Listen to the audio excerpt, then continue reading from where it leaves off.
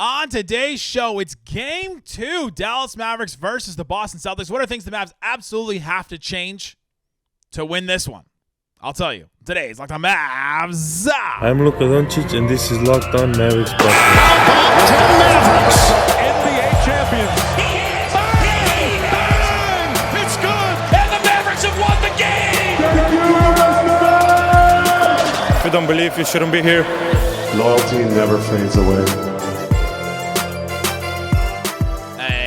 Welcome. You are locked on to the Dallas Mavericks. My name is Nick Angstadt, media member and NBA channel manager for the Locked On Podcast Network, your team every day. Thanks for being part of the show, making Locked On Mavs your first listen today. With the best way you can help us grow the show is to listen every day. Leave a 5-star review on any podcast platform you listen to. Like the video on YouTube and comment anything below. Let me know one thing the Mavs need to change for them to win Game 2 today. Today's episode is brought to you by LinkedIn Jobs, helping you find the qualified candidates you want to talk to faster. Post your job for free at LinkedIn.com/LockedOnNBA. That's LinkedIn.com/LockedOnNBA. To post your job for free. Terms and conditions, they do apply. All right, let's get into the things the Mavs need to change, the good and the bad stats from Game 1 that will change in Game 2. The Mavs absolutely have to change. I want to talk about a bunch of things in here. Let's start with this. Some bad. The teams that win Game 1 of the NBA Finals have gone on to win the series 70% of the time. 54-23. Teams that win Game 1 win 70.1% of the time. So the Mavs are already working uphill in this one. They've lost Game 1. They've dropped Game 1. They've got to be better in this Game 2 because they cannot afford to go down 0-2 to this Boston Celtics team. They just cannot. This is almost a must-win game for the Mavericks. Teams who win Game 1 already win 70% of the time. Teams who win Game 1 of the NBA Finals at home have gone on to win the series 78% of the time. That means the team was favored. That means the team was the higher seed, and so then they get home court advantage. That makes sense that it would be 78% of the time. But 78% of the time, if a home team win game 1, they win the series. 46-13 in the series, the NBA Finals. The Mavs will have to change that number because then they would have to make that number go down because they'd win the series. But to just focus on Game 2 for right now. One number the Mavs have to change is Luka Doncic, 30 points, 1 assist. Talked about this yesterday with Reggie a little bit, but Luka finished with 30 points, 10 rebounds in his first finals game, the first player to have a double-double with 30 more points in his first finals game since Tim Duncan in 99. Duncan was in his second year. But, man, it's a good game for an NBA player. It's not a good enough game for Luka Doncic. He creates too many points.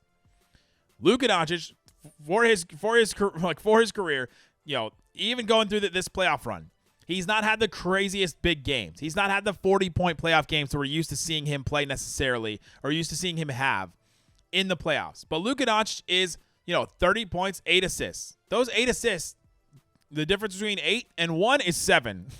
If you didn't know the math, I can do some math.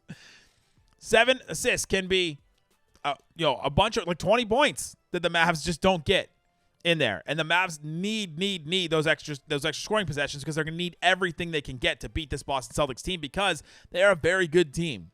Celtics fans, are you listening to me? I said that your team is very good. Are you happy? You're a good team. You guys did a good job. Good for you guys to win this game. So I'm giving you credit. But to beat this very good Boston Celtics team, Luka's going to have more than 30 points, 1 assist. He's going to have to create in some other way. Is that scoring 15 more points? Give me 45 in a finals game? Sure. Give me 15 more points. You got to get 15 more points, basically. 10 to 15 more points from Luka, whether it's creating a couple more assist opportunities, finding other ways to do it, throwing some crazy passes, or stopping and getting guys into foul trouble and going to the free throw line a little bit more. It's got to be better than 30 points, 1 assist. That ratio is not sustainable for the Mavericks to win any game. I'm going to go that far. Reggie went that far. I'm going to go that far too. To win any game in this series, Luka has to have and create more than was the one is, let's say the 1 assist was for 2 points, then 32 points. He's got to create more than 32 points total. This offense cannot sustain itself. They do not have that third heat. They do not have that third score that can consistently give you buckets like that. So Luka Doncic, I think it starts with him. It starts with him to be better. He's dealing with the knee injury. We know that. We've seen him be better. We've seen him break down defenses. We've seen him have not subpar games, but we've seen him have games where he just doesn't look right, doesn't have it, and then he figures something out in the next game. And I trust Luka that one of his superpowers is to figure out defenses, to figure out, all right, how can I create more opportunities? How can I beat this defense? And he had 30 points. He had 30 points. We're complaining about it, but not really. Just saying that if the Mavs are going to win games, He's got to create more than 33, 32 points. That's the bottom line for me. Next one is Kyrie. I've talked about him a lot the last 2 days, so I won't go on this too far, but he's got to be better than 6 of 19 from the field. He also has to be better than 3 assists, 3 turnovers. That ratio is not sustainable for the Mavericks. Kyrie is a guy that has not turned the ball over a lot in his career. He's not a high assist guy, but if he's not going to score points like he did in the Thunder series, he had 9 assists, 11 assists, 10 assists here and there in that. He's got to create a little bit more, and he's got to create offense too. The two of them combined, man, did not create enough offense for this team to win games. It's just the way that it is. It's just how the Mavs have to win games, and especially to win against this very good Boston team. Kyrie, I've been over this too much, but I wanted to point out the 3 assists, 3 turnovers. That ratio is not sustainable either. He's got to make a couple less, terrible mistakes that he made for those assists or for those turnovers and create a little bit more in the assists that he didn't get. That all comes together, that the Mavericks have to avoid this stat right here. This stat, when I went back and watched, I was like, oh, man, this really stood out to me. 2 points over 5 minutes and 11 seconds. In the first quarter, to end the quarter, from 5-11 to 0, they scored 2 points. 2 points. Same thing in the third quarter. From 4-27 to 0, they scored 2 points. To me, that's a scoring drought. It's not 0, so it doesn't stand out as much, but to have a 5-minute stretch, a 4.5-minute stretch where you score 2 points is just, you cannot have that. You have to keep finding ways to score. And yes, it's easier said than done for sure, but they've got to be better than letting these scoring droughts, because that's when the Celtics go on these runs, and I'm going to talk about the runs in a little bit later. They've got to be better than that. Second quarter, 8 minutes and 49 seconds to 4:11. So basically a 4.5 minute stretch there. 2 points. That's all 3 quarters that mattered in this game. Scoring drought in the first quarter, scoring drought in the second quarter, scoring drought in the third quarter. Celtics defense doing a really great job. The Mavs have to be better in game 2 if they're going to expect to win. It's not all just Mavs missed shots. It's not all just the Mavs not getting it done, not executing. Celtics are doing a great job on them defensively. This Celtics team, though, is not so elite defensively that you go, oh, man, there's nobody can score on this Celtics team. Come on. This Celtics team. The Timberwolves were the number 1 defense by like a lot. Let's give them some credit. The Mavs were able to score on them, and they figured it out and eventually got there and figured out how to do it. So this Celtics defense is great, but it's not, oh, my God, we cannot score on this team at all. They lock us down so much. I mean, it's not to that point. Teams have scored on them. In the regular season, Minnesota had 108.9 defensive rating. The Celtics was 112. So, like, there's a 3-point difference there between the two. Celtics defense is very good, but it's not so elite lockdown that you're like, oh, man, this is an elite all-time defense. They've gotten scored on in these playoffs. And so I think that the Mavs will figure out a way. They have to. Let's just say they have to figure out a way to do that in this if they want to win game 2. Yeah, Pacers scored 128 in game 1. Pacers scored, they've found ways. This team has given up points, and I think that for them to recreate that defensive performance that they had 4 times, if they do that, tip the cap to them, because man, it's just a really good defensive performance for them. So the 3 things that I think they need to change going into this: Luka has to create more than 33 points. Kyrie's got to be better shooting the ball and also playmaking compared to his turnovers and mistakes. He's got to make more plays than mistakes. I don't know that he did that in the first game. And the Mavs have to try to alleviate the scoring droughts. They can't have these scoring droughts where you go, oh my gosh, we just didn't score. We scored 2 points over 4.5 minutes or 5 minutes. They did that 3 times. They had that in each quarter. That cannot happen. They've got to figure out how to connect these droughts. Coming up, the swings of the game. The Mavs have to contain the swings of this game because Boston will swing it all the way to one side, swing it all the way to the other side. And, man, it's really hard to keep up with the Celtics team when you're allowing them to have these swings. Let's talk about that coming up. Today's episode is brought to you by eBay Motors. Passion, drive, patience, the formula for winning championships. The Celtics know this. The Mavs know this too. It's also what keeps your ride or die alive. eBay Motors has everything you need to maintain your vehicle, level it up to peak performance, superchargers, roof racks, exhaust kits, LED headlights, and more. They have all that at eBay Motors. Whether you're into speed, power, or style, eBay Motors has you covered with over 122 million different parts to choose from for your number 1 ride or die. You'll always find exactly what you're looking for, and with eBay Guaranteed Fit, your part is guaranteed to fit your ride every time or your money back. Because with eBay Motors, you're burning rubber and not cash. Check it out with eBay Motors. It's easy to make your car the MVP and bring home huge wins. Keep your ride or die live at ebaymotors.com. Eligible items only. Exclusions apply. eBay guaranteed fit. Only available to U.S. customers.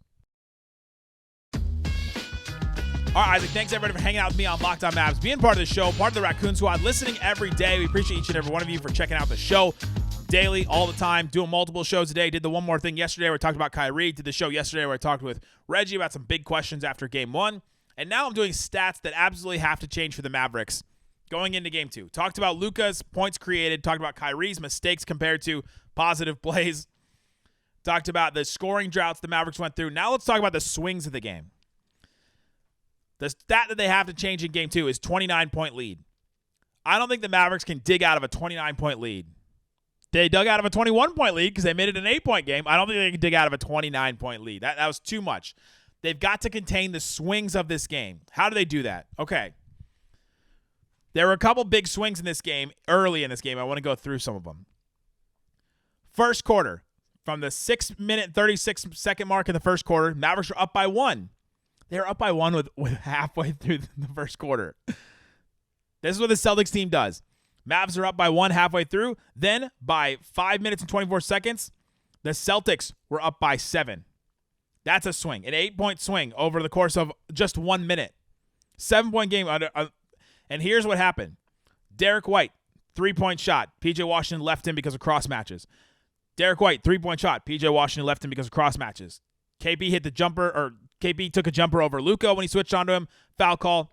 That was questionable. There was obviously fouls in the game I agreed with. That was one where I was like, I don't know about that.